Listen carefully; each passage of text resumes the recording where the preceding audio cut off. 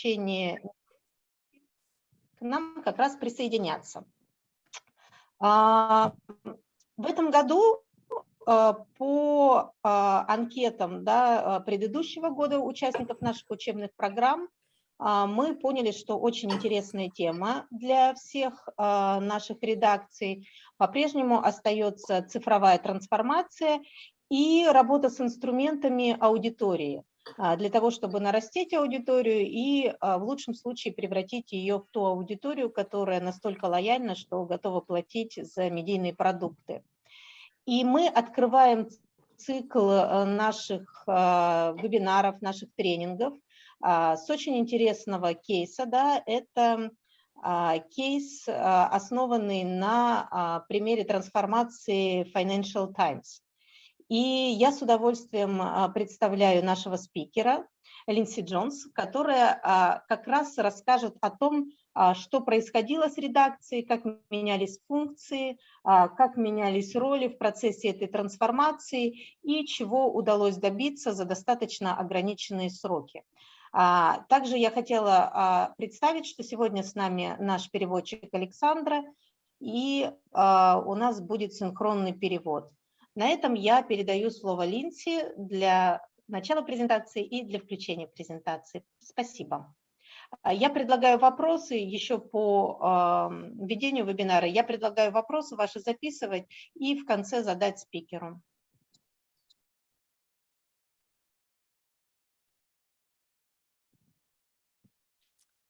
Okay, thank you, Anna, for that introduction. And do just bear with me while I pull up the presentation. Oops.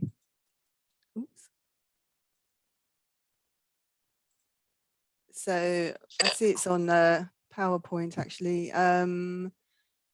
Okay, hopefully I will just have to share it like that. Anna, could you just Да, видно, можно немножечко окошко убрать самого зума, но так видно.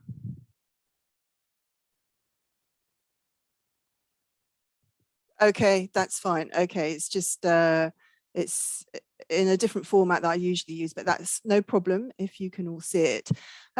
So today I'm going to talk about emerging newsroom roles and audience growth. And as Anna said, I'm going to focus a lot on the Financial Times. And here is just a short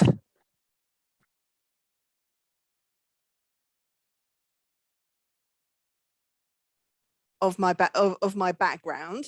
So as Anna said, I'm Lindsi Jones, and I'm a former executive editor at the Financial Times.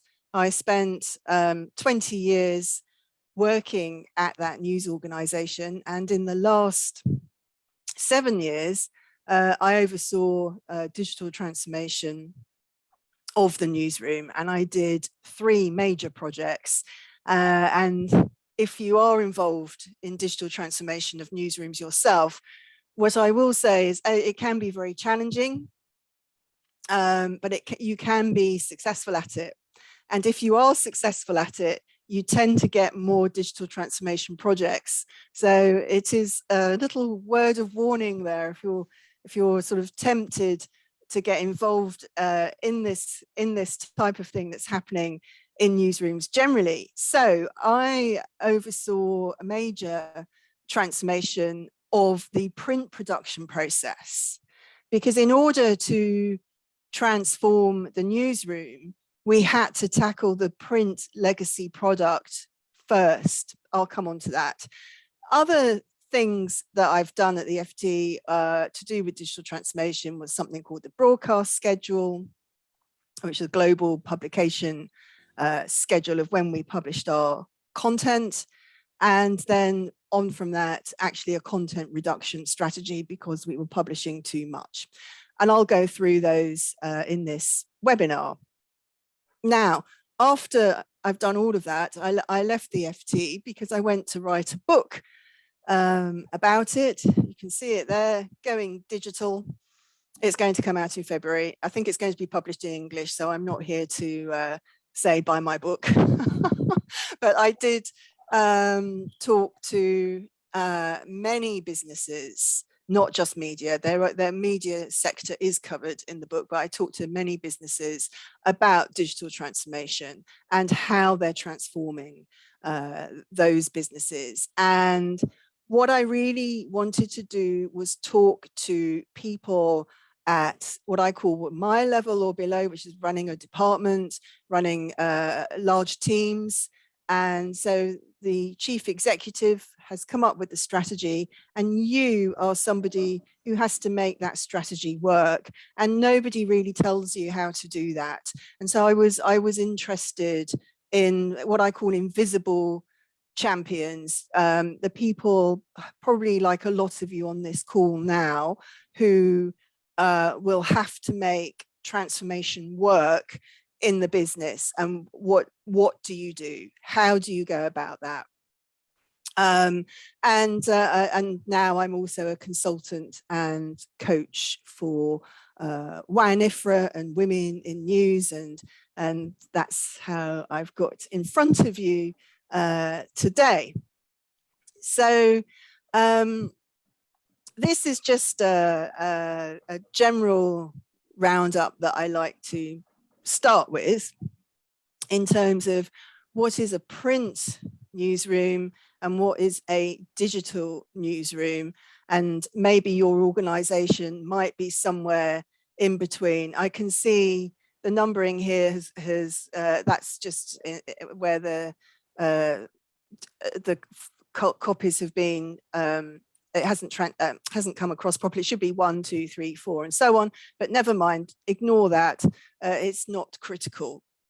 So in a print organization where you will hear most organizations, actually news organizations, describing themselves as digital first. And I've heard this throughout my time at the Financial Times. I've heard it in Western Europe. I work a lot across Africa now, and I hear it in Africa, we're digital first. But when you drill down into how these organizations are working, so quite often some of them are still very print focused. So what's the difference? In a print organization, your news conference, your daily news conference focuses on the newspaper. And this was happening at the Financial Times, by the way, probably still in 2013, 2014, not that long ago. And the FT was described as a digital first organization. But a digital first organization focuses on story performance online in the daily news conference. They don't talk about the paper. I will say that's where the FT has got to now, but it took a long time. And even in 2016, we were somewhere in the middle here, by the way, just so you know. So if your news organization is print focused, your news editors will be, your stories will be commissioned to print deadlines. Often the pictures and graphics were an afterthought. All this was happening at the FT, by the way, around 2013. And thinking in the newsroom was around story placement in the paper. That was the discussion. You would hear that frequently. And stories were published online after they had been edited or printed in the paper.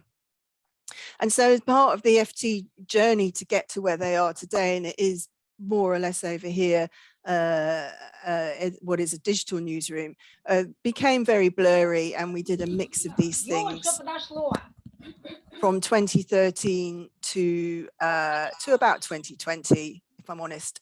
All these things took a long time to bed in.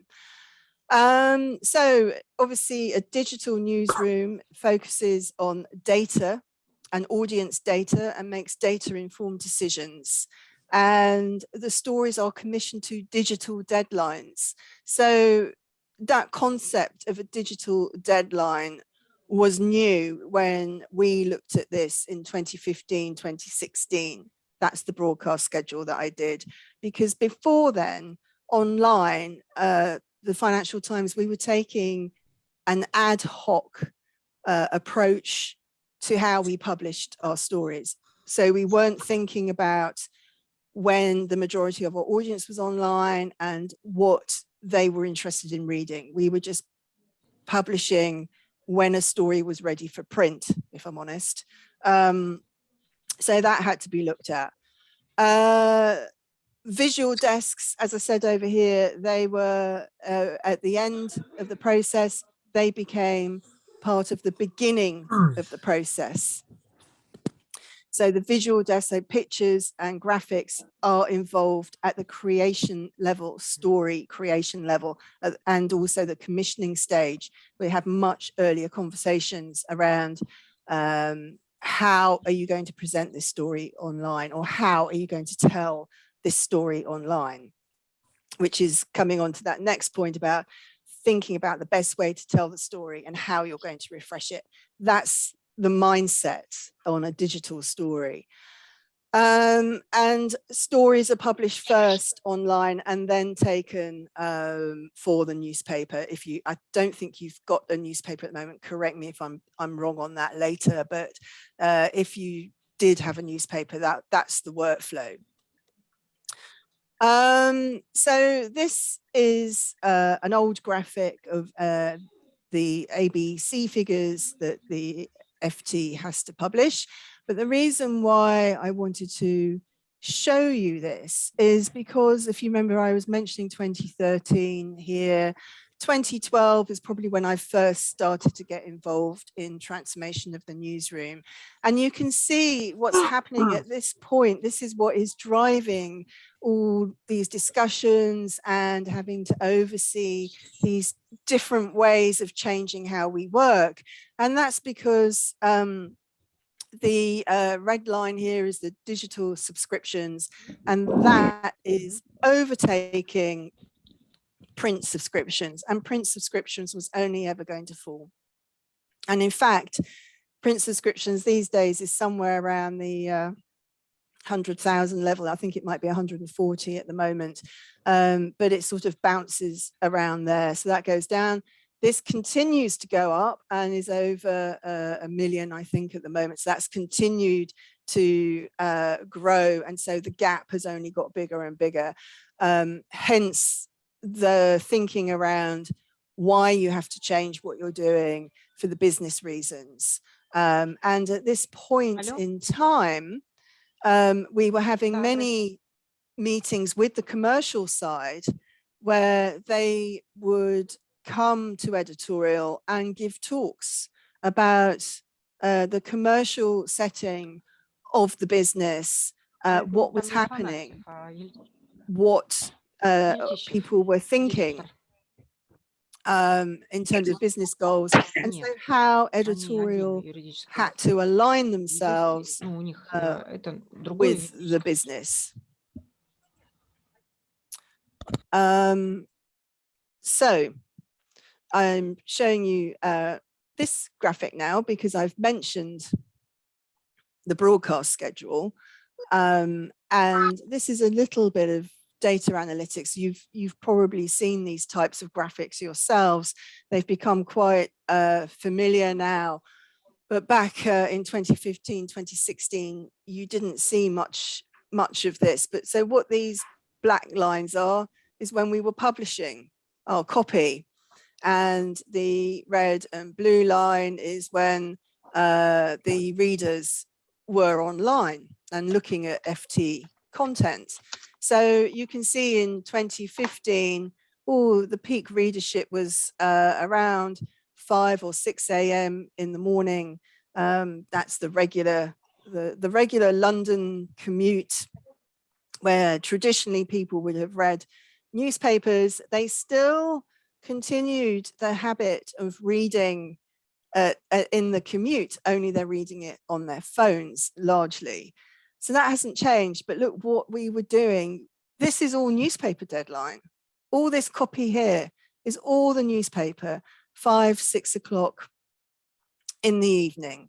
So we were a newspaper organization. You would have heard the FT being called in 2015, a digital first organization, how marvelous we were at our digital transformation. We were good at it, by the way, but the reality in the newsroom was the mindset was still very print dominated. So that had to change, and hence what we called the broadcast schedule. So what that was, and I had to be the architect of it because I had successfully streamlined the newspaper print production process. I'll come on to that in a minute. I'm just giving you the sort of business case for all of this really at the moment. So in 2016, we had to make sure that we published our stories at 5 and 6 a.m. Where the audience was, and actually what the content was they were looking for at this time in the morning, and also at 4 a.m. and particularly 4, 5 a.m. that early curve.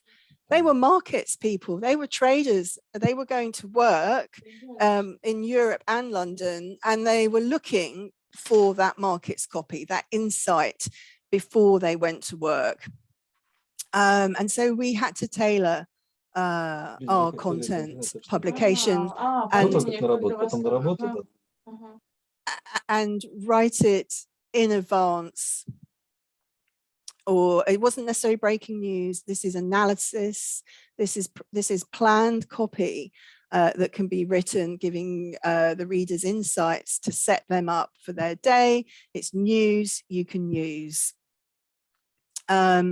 And here we're still publishing too much, really, but we have managed to bring deadlines forward. And I will go through that.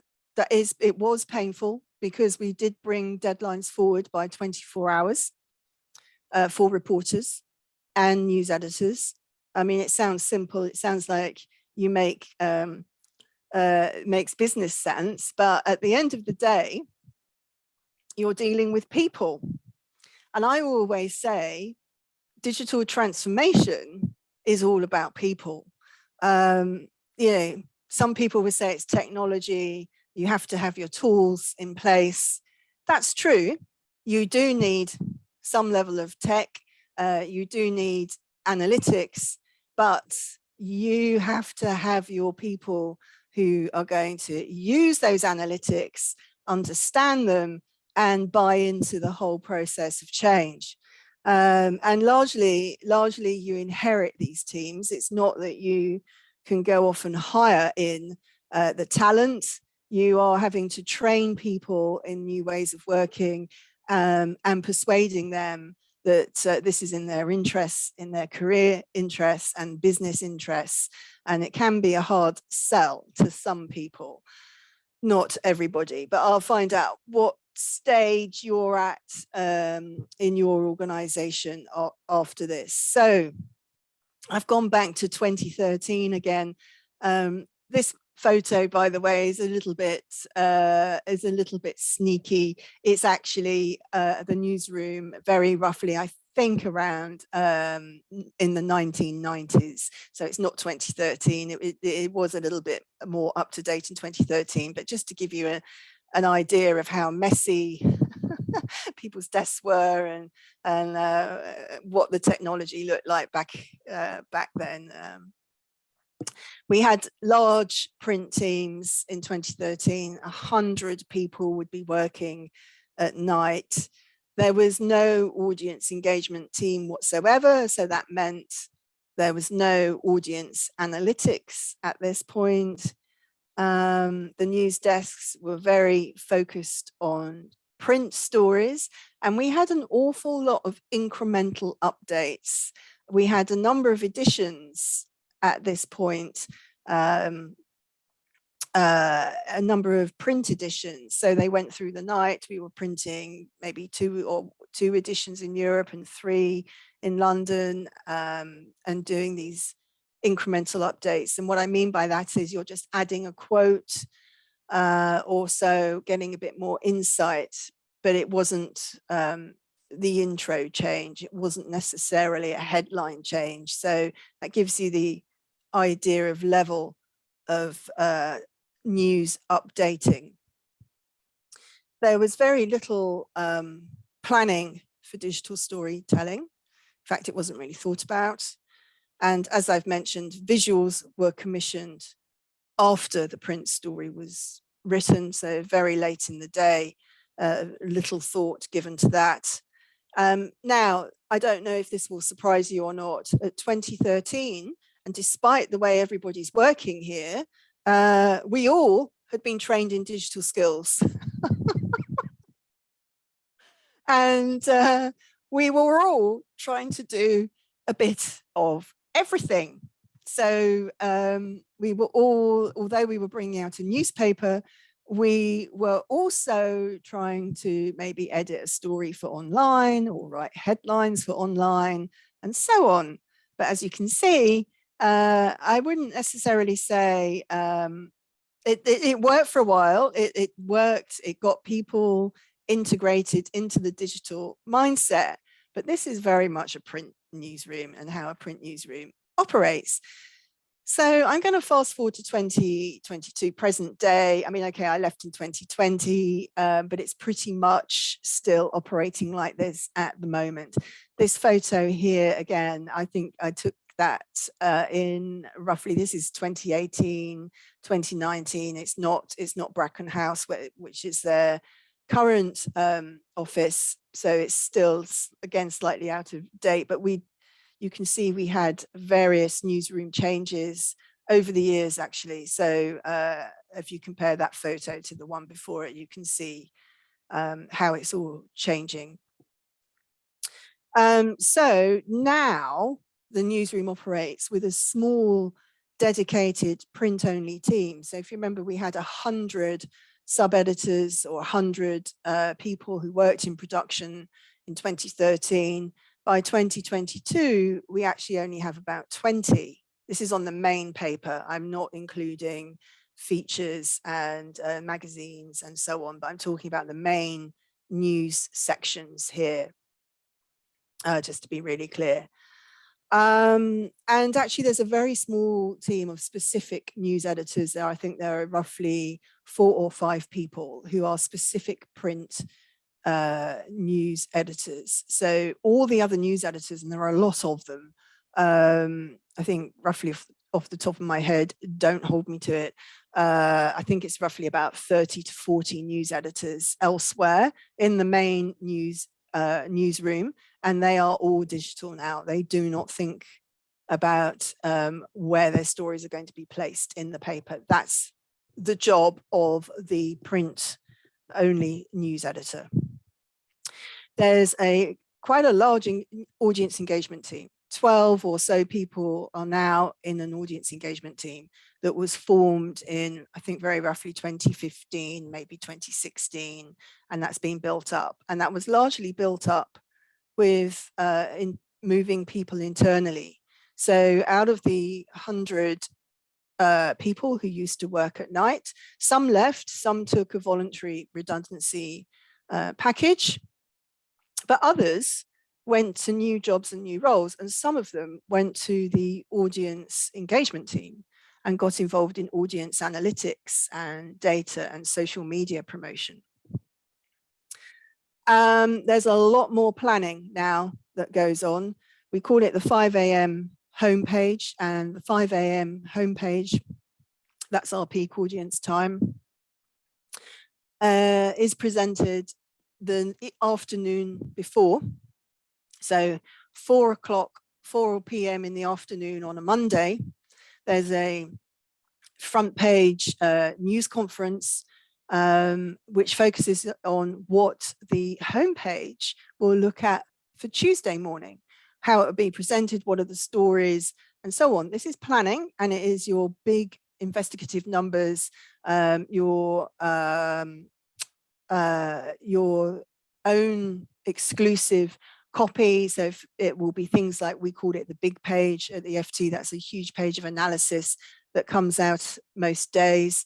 Or it could be an investigative story that they are working on, and so on. So the emphasis is on exclusivity and also analysis and insight. Obviously, there's general news as well, and you'll put up the general news as and when it breaks. As I've mentioned, the visuals are now commissioned before the online story is written, or at that story creation stage and or the commissioning stage. Pictures and graphics are involved very early on now. Some stories you might just want to tell by using a graphic, an infographic, and so on. It may not be text necessarily. It might be on video, it might be a podcast, or it might be a mix of all of that, depending on how big the story is. So you've now got digital skills are still integrated throughout the newsroom, and everybody still has some knowledge of digital publishing. It's just that some are going to be now more expert than others, and you're getting specialisms that are being created. And also, not everyone does everything. That mindset has changed. So what does this mean for roles, right? In terms of what it does a digital newsroom look like? We now have digital news editors and a homepage editor. You might have several homepage editors. It depends how big your news organization is. But these are now the roles that exist. You might have a breaking news desk. We do at the FT. That was that had several iterations, by the way. It was called Fast News at one point, and I think there was a live desk as well. In fact, at one point there was a live desk and a fast news desk, and it actually became quite confusing around, well, what's the difference, who does what, and so on. Anyway, now it's just one desk and it's called breaking news. Planning editors, okay, some news organizations have planning editors, others don't. FT, probably still a bit, how should I put this diplomatically, it has room for improvement on the approach to planning. They don't have planning editors as such, but a lot of planning does go on, but it's still perhaps not in a structured, coordinated way that it would involve the entire newsroom process. And what I'm getting at there is graphics and revise and so on. That's probably getting too detailed, but that's something that you can argue over as to whether you need planning. We had huge arguments at the FT about it when I was there anyway. New products, you might have a live blog instead of just putting up lots of different news stories that break. You might just do the big plays like elections. We used to use this with Trump quite a lot with the live blogs. A running story is a way that it's now handled on the blog. And of course, newsletters. Newsletters have been very successful at the FT in terms of driving subscriptions, by the way. You can do really targeted content to people who want specific things, and they've been successful. You're probably doing something like that yourselves, I don't know. We now have digital production journalists, so they are the revise editors, they are the quality control. Everything has to be revised before it's published. Some organizations don't have them. Some organizations will have a reporter and a news editor and they publish. We don't do that at the FT. We have a reporter. The structure is reporter, news editor, revise, and then it's published, largely speaking. Strategic program editors. I think this is quite a new role. I've seen it advertised. I think it was the either the Wall Street Journal or Washington Post, where they are, that news organization is clearly really thinking about gap analysis in terms of market gap analysis. Where's your gap in your news market in terms of new audiences, and also, have you missed a potential market in terms of story promotion? Is there, should you have been on Instagram? I mean, that's a given, but do you know what I mean? Something similar. have you missed something in your social media promotion? They've got people really thinking about this now. So if those news organizations are really thinking about it, it kind of implies that everybody should be really thinking about your audiences, where they are, really targeting them, really looking at whether there are gaps, you know, that you're missing potential readers. And this all leads on to your audience engagement and data analytics. You need these people to be feeding this type of information into your strategic program editors and so on. Social media editors, these didn't exist a few years ago. When, if you think back to 2015, 2016, in terms of Financial Times, we didn't have hardly any of these types of roles. And including data visualization and interactive graphics. The way that graphics are approached online now at the FT is completely changed. That department was brought up to date. That was an external hire. Alan Smith came in. He's quite well known. I don't know if you know his name, but he's well known, certainly in the UK. For his approach to visuals, and he came in and turned that department around in terms of how they worked, their working practices and their approach to graphics online. And of course, podcasts and videos. I think we might have had a video team back in 2015 and even 2013, but it was always like a side issue. Now they are very much part of the process, and they're brought in at the early stage, again, because an awful lot of planning has to go into a video or a podcast. So these are not things that you can just throw together, and you have to really think about when you're going to use this material, what audience is it aimed at? And again, it goes back to how you're telling the story. So this leads on to what type of skill sets do all these people need? So as I was saying, how do you tell this story? You have to focus on the content for the different formats, and also focus on fragmented audiences. You can hear it's fragmented audiences. It might be diverse audiences. It can be boutique journalism. It can be targeted journalism. It can be the mini publisher approach. I've heard it called many, many things. But what this is all getting at is that your news organization does not have one audience anymore. It has many, many audiences.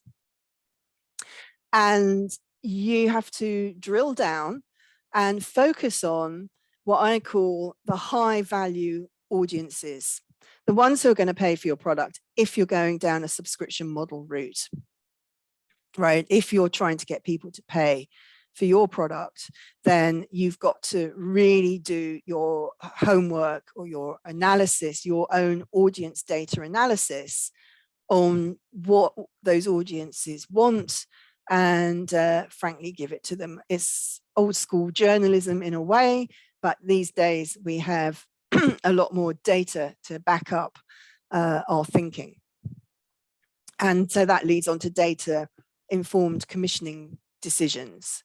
The optics around this, by the way, it depends on your news organization, but it can be a difficult point to sell to news editors, that they have to use data to inform their decisions. So we've had to make the point quite strongly that it's data informed. It's not the data telling you what to do. You're looking at the data and you are deciding whether you're going to take that data into consideration or not, because you should still use your gut feeling as a journalist. Is this a good story? Does it sound a good story? But you need the data to show you whether there's a market for it and what time that market is online, and how you're going to target them. What sites are they on? Are you going to put your story on Facebook, or are they coming to your homepage, etc. This is quite interesting, this next point. I'm sorry the numbering has gone off. I didn't realize that. It doesn't matter. Be commercially minded.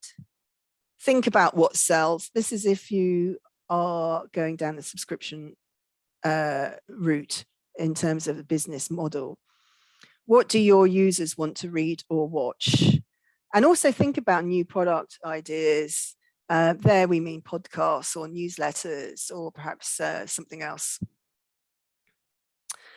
And then crucially, who do you need to work with to make this happen? Because these days, what we're finding is collaboration across the company is quite crucial.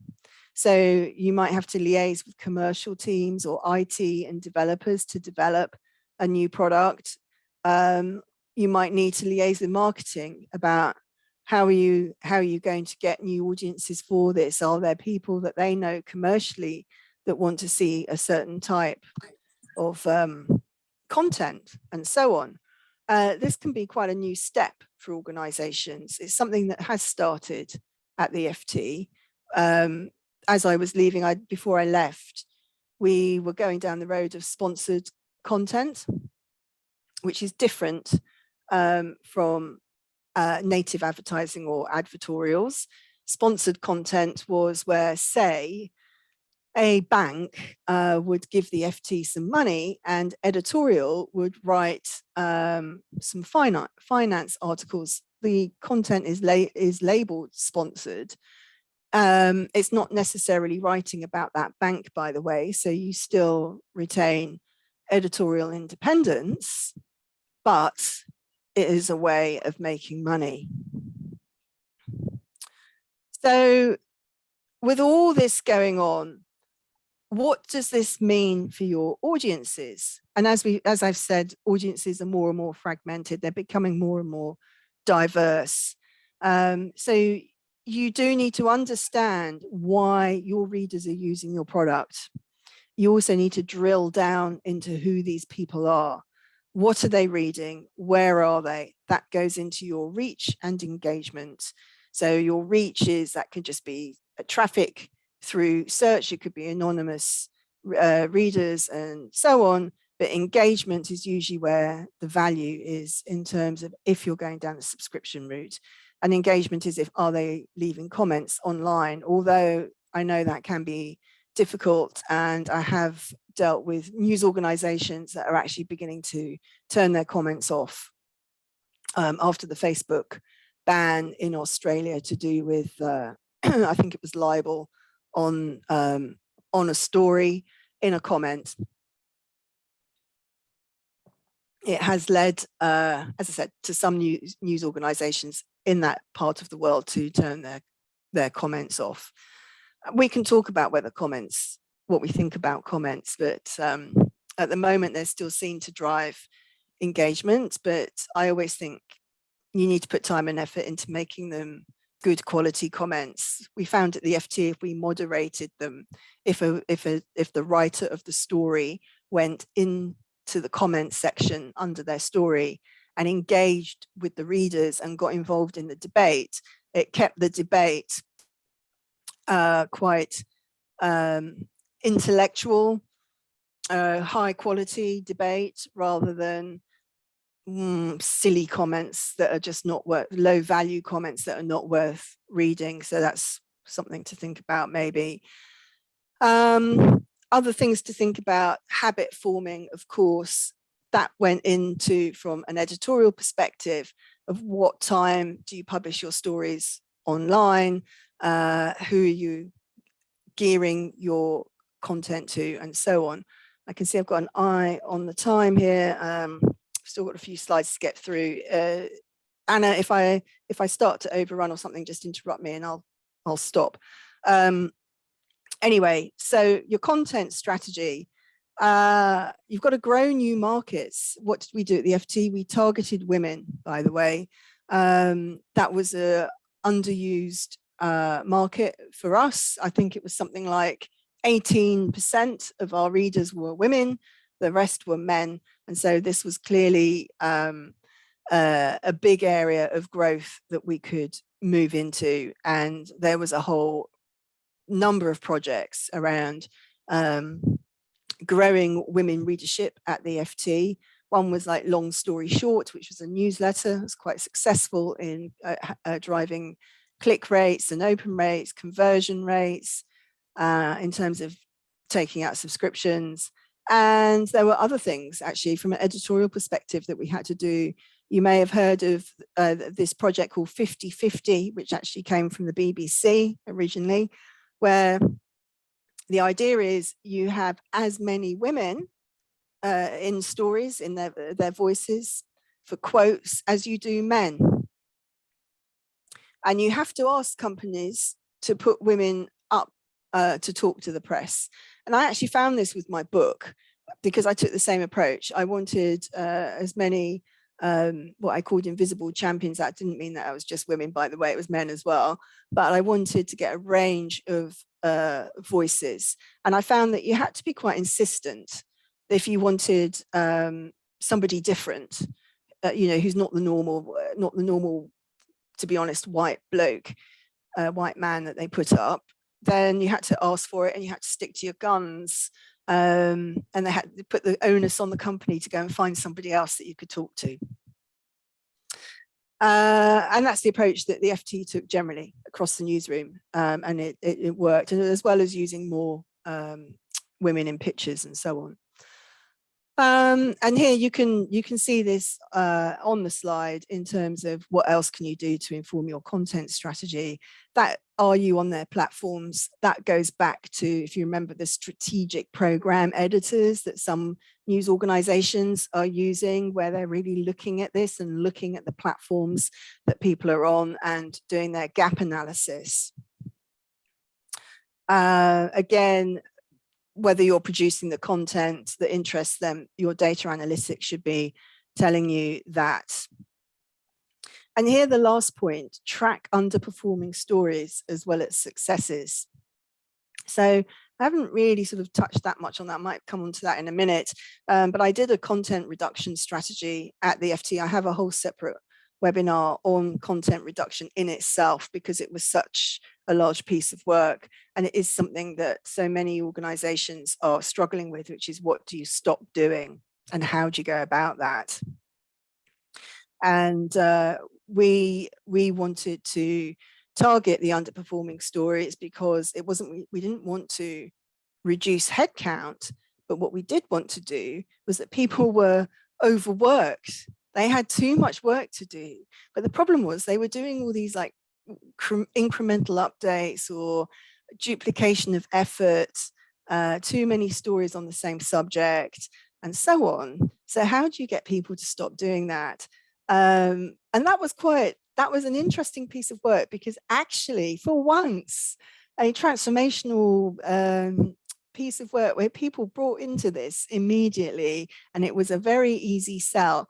All I had to do was look at the data, identify some patterns, come up with some guidance and criteria for news editors in terms of how do you spot a story at pitch level. So a reporter is pitching a story to a news editor. How does the news editor know that that story has got the potential to underperform? And we did establish some patterns where, there were little alarm bells. One could be as simple as, it's 4 o'clock on a Friday afternoon. Our readers at that point in time were down the pub. What's the point? There was no point, unless it was a major story. If it was something that could hold and turn into analysis that could be published over the weekend, then that's fine. Anyway, right, I'll move on. So what are you trying to do overall? Entice users to come back to your site, and more often. You want them to consume more content, form habits, of course. Loyal, become loyal to your brand, very important. If you're trying to build up subscription, if you want people to pay for it, you need to build loyalty, and you do that through trust and credibility in terms of your content. If they can trust that you're a credible source for information, then they will come back to you. And certainly in the West, we find that building communities, as I said, I know it's a controversial subject in some parts of the world, build communities through engagement, and you tend to see your subscriptions start to go up. So data analytics can help you do this. I've touched on this, where you identify your audience needs. You can ask questions like, does your content keep them up to date? Is it connecting them to a network? Is it informing them to carry out their job? These are the types of things that your content can help people do. And does it give them insights to help them increase their bottom line? Now, if you remember quite near the beginning, I was saying like 4 a.m. was a key time at the FT, and that was the markets and the traders going to work. This is that we were answering these types of questions for that. It helped them carry out their job. It gave them insights that could help them improve their bottom line and so on. And on the right there, that's just a snapshot of the type of information that we would gather around our data analysis. We had our own inbuilt tool called Lantern. So how to make change happen. This is Lionel Barber. I don't know if you can see him just about. That was Pepper the Robot, although I think Pepper the Robot has since been made redundant itself. But anyway, senior leadership are key to actually making change happen. You need their support. If you don't have their support, usually your transformation project will fail. I do hear some people say you don't need leadership support to make change happen. Okay, that might be a small level change, not an organizational change, but generally speaking, you need leadership support. Your change agents need to be really empowered to carry out the transformation. They have to have that leadership support, and it has to be unwavering. Otherwise, you tend to get a political backlash, actually, where the people who are anti whatever the change is, particularly if it's changing working practices. A lot of planning went into these change programs that I've touched on.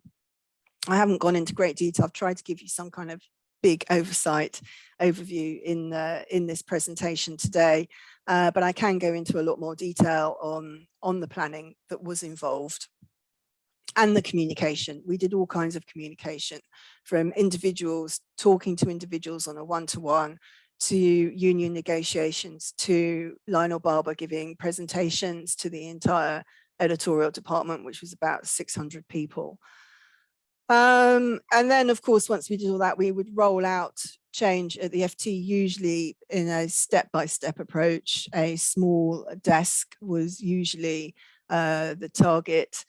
Initially, in most of all these change projects, you use them as the guinea pig to prove that it works, and you not only have a small desk doing this, but usually that small desk with the people that you could work with that would help you make the change work. That was also key. You weren't targeting a desk that was not only big, but was full of people who didn't really want to do it. So these are just some tips. They may be applicable, they may not be. Give people responsibility for changing the way they're working as well. That gives them a reason to actually buy into it. And of course, monitor, review, and adapt your plan if there are signs that things are not working. We weren't so good at that, actually. I will say at the FT, we were not that good at monitoring and reviewing what we were doing. We would just keep plowing on.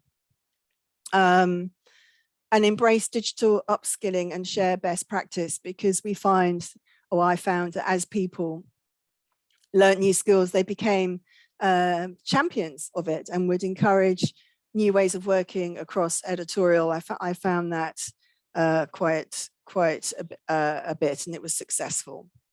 So I'm coming towards the end of this. I think, oh gosh, I've taken almost an hour. I hope that's okay. So media company 1, media company 2, these are real examples. I've just not named them. One media company planned a digital change. They were very clear. They set it out in a note. They trained all their staff beforehand. They had a management support forum for sort of desk heads, team leaders, that kind of level, not senior management, but the level that's going to carry out all this change. And they got buy-in for the transformation early on from their staff. And they delivered a successful digital transformation of their business. Media company number 2, by the way, didn't plan or focus on process roles. They made a sort of declaration of intent for change. It was a bit sort of wishy-washy. It wasn't that clear. There was a real lack of training. So there wasn't a well thought out training program put in place beforehand. In fact, I think few people were trained. There was little management support for the transformation. So what happened was they had chaos in the newsroom for about a year. And it was only when a major news story was missed online, i.e. the news organization didn't cover it because of the chaos in the newsroom, that senior management realized that there was a problem. And they had to go back and they actually had to plan for their digital transformation. And I would say the FT was somewhere in the middle on all of this. We were pretty good at planning the digital change. We were pretty good at communicating it and training. We were not so good at the management support stuff. That was quite difficult at times. And we didn't really get early buy-in for change. We had some buy-in, it was patchy, and that took a lot of enforcement and driving through. But we got there in the end. So the type of things we did at the FT, we simplified the print production process. We launched a single print edition. We did the broadcast schedule, brought copy deadlines forward with a digital focus. This all sounds really easy. Every stage was very challenging. But now I can just talk about it and write about it. We reduced the amount of content that was published as well by 20%. And at the same time, subscriptions went up.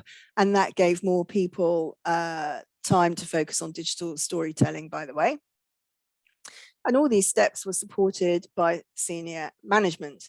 So the impact on growth, I think, as I've mentioned, we kept winning awards during all this time that we were doing this. We won Newspaper of the Year over here in the UK, also Best News Provider of the Year, and our subscriptions went over 1.1 million, I think. So it was all pretty successful. So I have come to the end of the presentation. What I will say is that transformation can be achieved by increasing efficiency and redeploying staff. Everyone is likely to be at a different stage in the transformation process. That could be the news business, and it can actually be individuals within the news organization. And there isn't really one size fits all in terms of a business approach. So just to bear that in mind. So hopefully you have found that interesting, and I am now moving on to questions. I hope I have enough time for questions.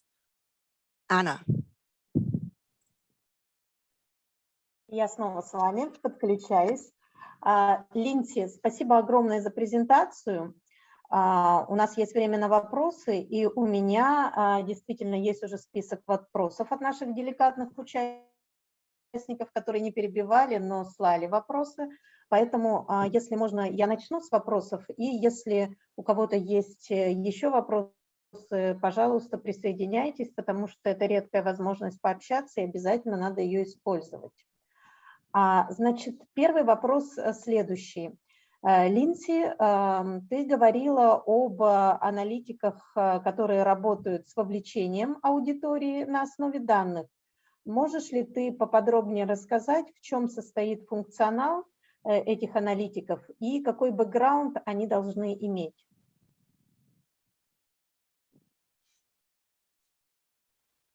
Okay, well, I think the original person who came in to set up the team actually had a journalist background.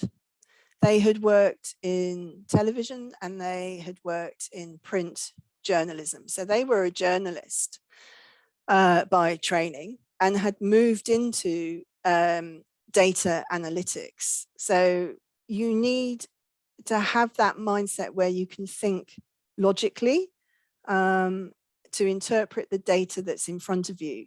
So I didn't really go into great detail on the one graphic I did have of the analytics we used. I'll just, maybe if I can go back to the slide quickly, just to show you what I'm talking about. It's this graphic here.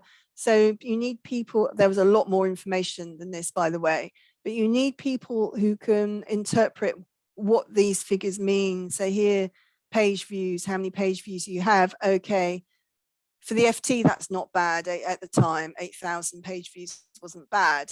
The time spent, how far they got down the story, and whether that was a quality read or not. You need to have a journalistic mindset so you can understand why the story was published, was it worth it, and then be able to interpret the data and look at and try and analyze whether you need new markets and so on. So they weren't necessarily people from a data analysis background. They were from a journalist background initially, if that makes sense. I think now it's a mix. Now they've got 12 people. They're largely journalists. Some of them do social media journalism, and the other ones with data analytics. I think one or two do come from an analysis background, sort of, you know, coding type background, if that makes sense.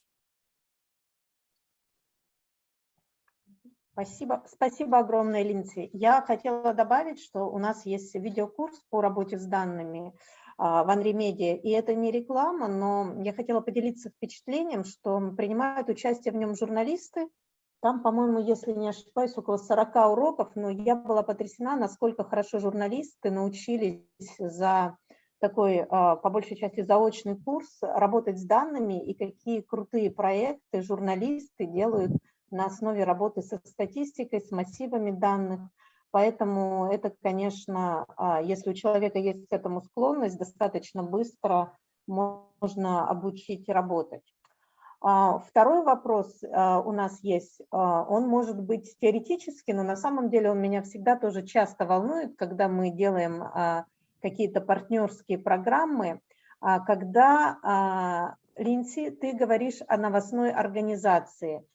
Вот и в контексте этой презентации ты имеешь в виду только медийную организацию, которая работает с новостями, например, газета или, например, новостное агентство, или все эти принципы более широко можно применить к любому медиаресурсу, например, нишевому, там, для детей, научно-популярному, женскому.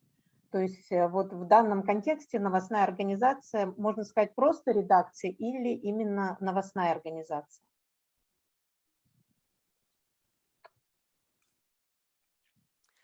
I think that's an interesting question. I hadn't sort of thought about it like that before, but I would say with the change management aspect, in terms of the communication and the senior leadership buy-in, etc., that is universal. I've found that through the book. It doesn't matter what business you're in, that these things apply, if that makes sense. So yes, I think it is pretty transferable. It does apply. You can take the approach and put it towards what is either a straight newspaper organization. Obviously, this webinar was geared towards print organizations, but I have dealt with also TV and radio and so on. It's a similar approach. It doesn't matter that it's whether you're print legacy or some other legacy type organization, or whether you're a digital only organization and you're still trying to make things change, these things apply. I hope that makes sense.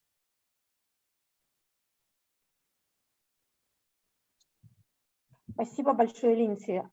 У меня список вопросов, которые присылали во время вебинара, закончился. Пожалуйста, дорогие участники, если у кого-то есть к Линдси вопросы, комментарии, вот это ваше время, можно включить звук и задать.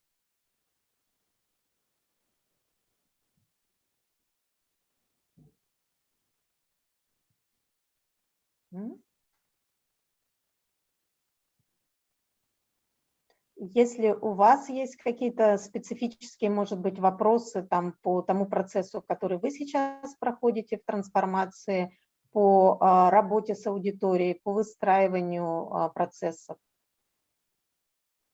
Так, у нас есть новые сообщения.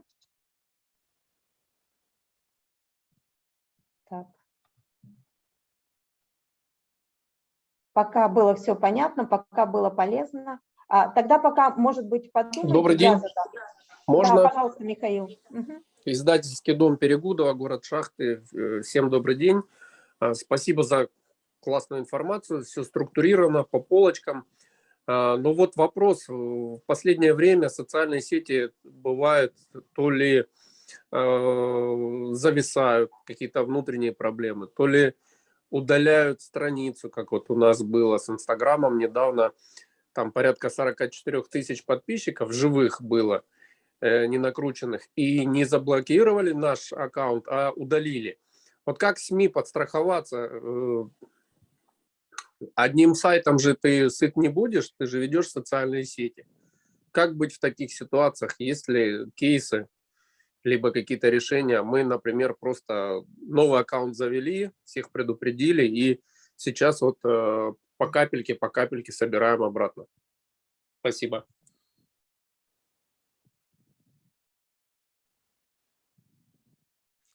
Yes, I can't give you specific tips, but I do know news organizations run into this type of problem. There was a similar example. I can't remember the company name, but I could forward it to you afterwards. It comes from a course that we run. They had a similar issue with Facebook, where Facebook suddenly changed their algorithms or something like that, and they lost all their business literally overnight. That particular company did complain to Facebook and eventually got their audience back by, I think, a lot of hard work and a lot of argument with Facebook. This is the problem when your news business is based on platforms that you don't own, i.e. you don't run or control your own website. And that's what it comes down to ultimately, that you need to have control over your own website and direct your consumers to your website ultimately, that we find anyway when you come into these types of questions. I don't know if that was a political reason, whether your account was deleted or whether that was an Instagram issue. I'm sure you've raised it with them and have probably more insight as to why that happened. If you haven't, you certainly need to try and find out what the reasons were and what you can do about it. It does take a long time, I think, to get the audience back from what happened with this other company. Anyway, it is a serious problem that some news organizations face, and it's not an easy answer.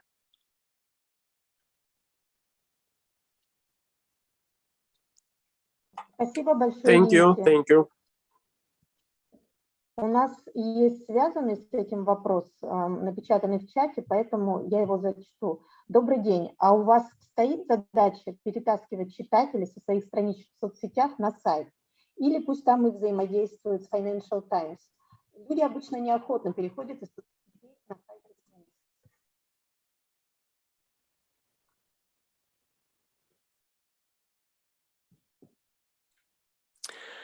Okay, I'm assuming you mean on the comments. So on the comments, people do comment on social media, on FT posts. on Facebook, say? Я думаю, что речь идет о другом, о том, что есть страничка, да, или группа в Фейсбуке, например, Financial Times, и там есть большое, или в Инстаграм, где бы то ни было, и там есть большое комьюнити, которое, возможно, не совпадает с аудиторией сайта.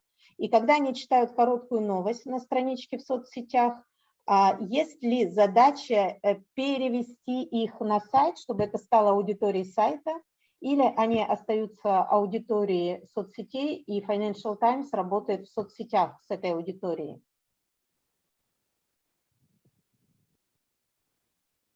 Okay, so two things. One is the number one goal of the FT is to drive subscriptions. The Financial Times is a subscription business. So if we've got a community on Facebook, say, or Instagram, the ultimate goal will be to drive those people to take out a subscription. In the meantime, by having those communities, because you have to build the communities to build the loyalty, or the FT maintains those communities on social media to try and turn them into much more loyal super fans. So it's almost like a funnel or a stage that some people will go through before they become super loyal and take out a subscription. Not everyone's going to do that, but it's part of the process.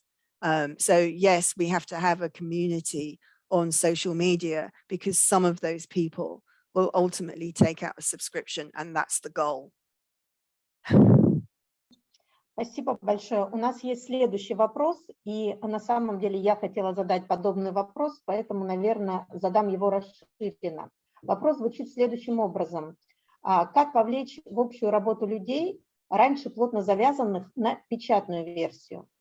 Как перестроить механизмы работы и построить линии убеждения? И у меня был к этому вопрос, когда я слушала о процессе трансформации Линдси, я понимала, что здесь, наверное, не рассказан такой болезненный момент, что происходило с персоналом. Были ли большие сокращения?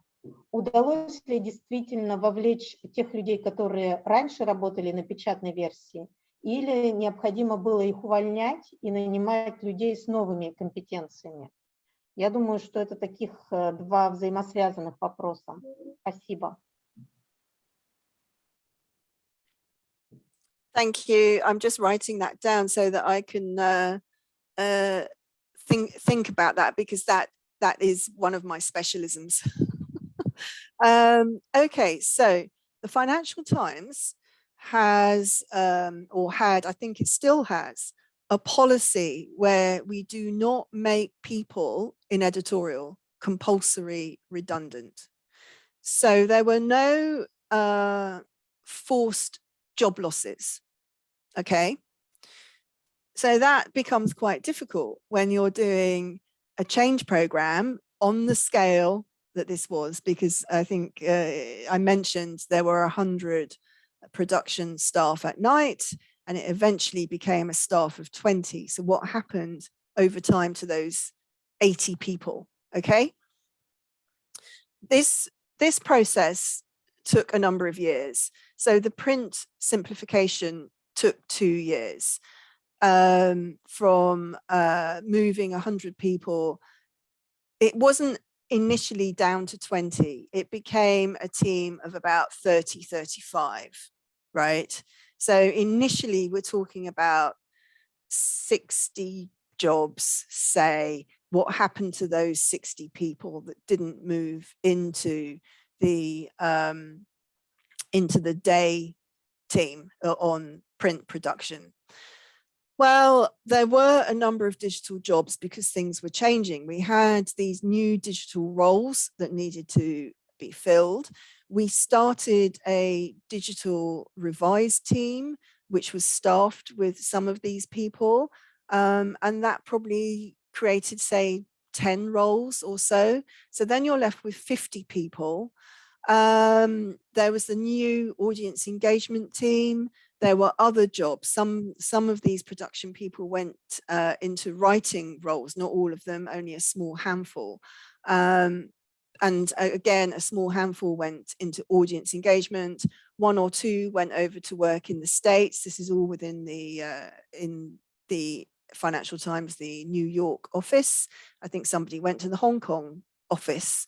And then there was about, this is from memory, so don't hold me to the numbers, but it was something like between 20 to 30 people at that time took voluntary redundancy. So, and they tended to be people who were near retirement age, and there was a financial package that made it beneficial for those people to leave, and they chose to leave and do something else. Some of them went and got other jobs, some of them actually just retired. So it was all done by agreement. Nobody was actually forced to do anything.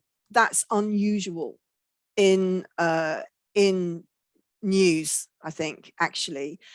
And in terms of what that took on a personal level, for people, and also from a management perspective, like myself, we have a union at the Financial Times, the National Union of Journalists. In one way, that makes it easier, because what happens is you have to have formal negotiations with the union over such structured change. So anything that we were going to do, we had to pull up a formal agreement, and everybody agreed to it, and then people can go off and do it. That was painful. Those negotiations went on a very long time, probably too long, 18 months. And I was involved with this, but that was the strategy that senior management took. They didn't want the union to go on strike. So it was all done this way. And we had the luxury of time. This was in 2013. It wasn't a pandemic. Things had not accelerated the pace of change. The pace of change was there as urgent, but it wasn't a situation like we face now. So we did have some time. In terms of reorganizing the work and how to convince people, that also took a lot of time, because although we were holding these formal union negotiations, actually we also had to convince the staff on our own as management. We had to keep selling the idea, we had to keep talking to people, and we did it on very many levels. So we, as I said, we had one-to-one meetings. I would quite often have a one-to-one meeting. My boss at the time also held one-to-one meetings with staff. Then we did team level meetings where me and my boss would be selling the transformation, and we'd get Lionel, the editor, along, and the managing editor. We're very much this sort of team of change agents at that management level, where we would have a meeting of maybe 20 people of a team, and we would be convincing the team why it was good for them to change and to think about where they fit in the future and what did they want to do with their careers and so on. And then there was the wider departmental talks as well. So you cannot communicate enough. You have to communicate so much during change, and it is tiresome. It is for the people involved. It's very stressful. It can be very challenging. I had personally a lot of backlash to deal with, a lot of challenges, and I wouldn't underestimate that, but you can get through it. That's the point. You have to keep pushing on, but to get through it, you have to have senior leadership support. And what I mean by that, for me, it was the editor, Lionel Barber, and he had to remain steadfast, because there were very senior people, star writers and so on, who would be opposed to the change and would lobby for the status quo to remain as is. So, you know, it looks like we've done it now, but at the time, and at each project I was involved in, like, so the broadcast schedule as well, took 2 years from creation of the idea of what we're going to change to embedding, where I could leave or move on, and the change is so embedded that people will continue to do it. It's sustainable. I don't really believe that change is something that just happens like that. It doesn't. It takes a lot of work and a lot of enforcement, in my experience.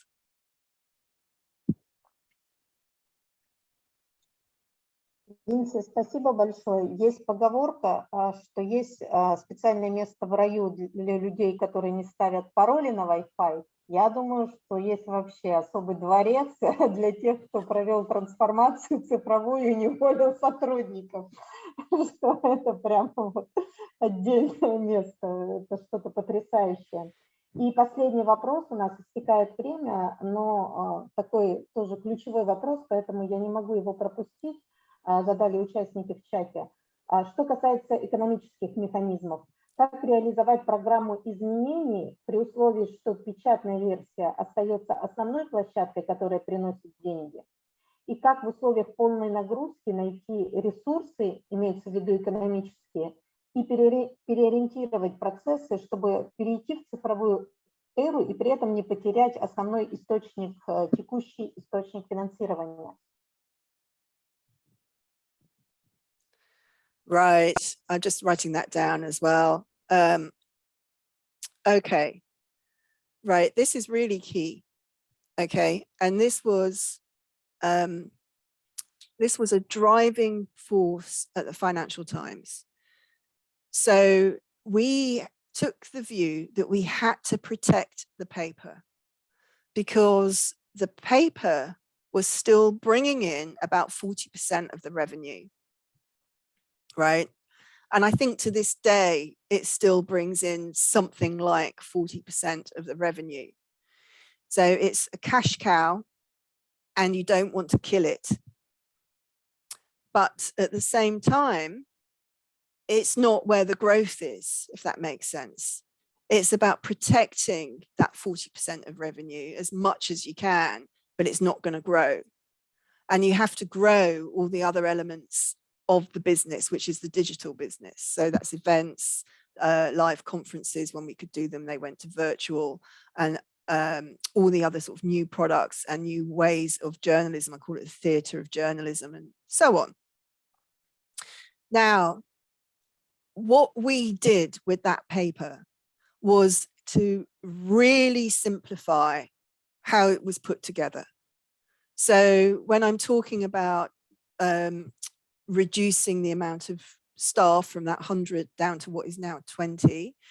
The number of pages were reduced. I think it's roughly 24 pages these days. It's become just one section, one edition newspaper. It used to be 2 sections and it used to have several editions through the night. That's all gone. It has a very simple layout. So that the layout, we still have people who draw pages, but there are only 2 of those people who do those jobs.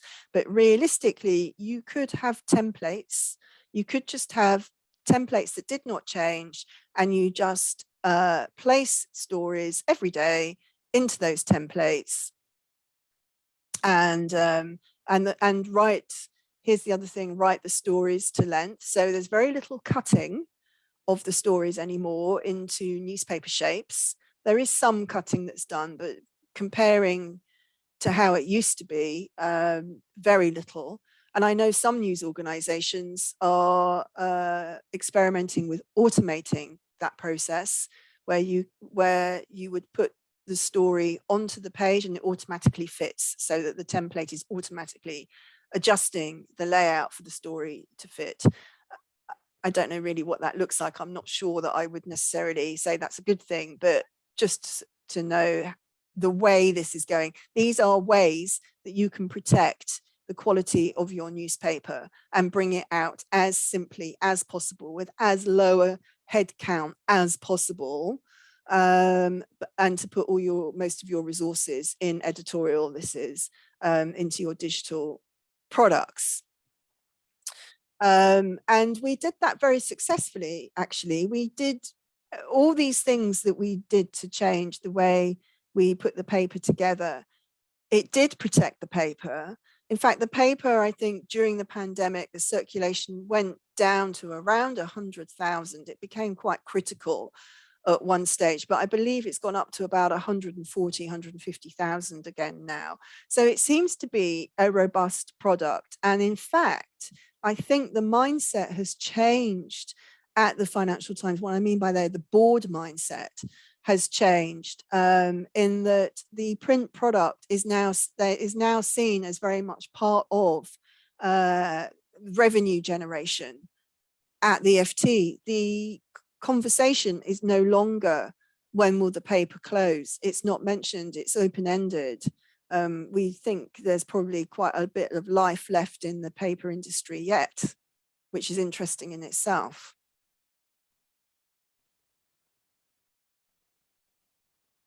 So I hope that answered the question. I think it did.